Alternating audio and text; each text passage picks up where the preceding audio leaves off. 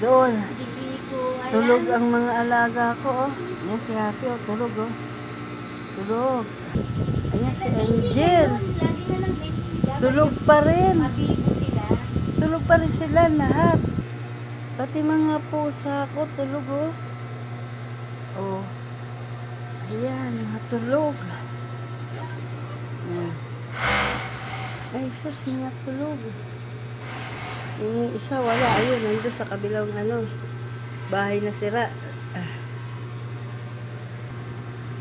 Ayan, oh. Yung isa, yung puti. Yung puti doon, na may orange. Sa kapitbahay ko yan. Pumunta dito para lang makitulog.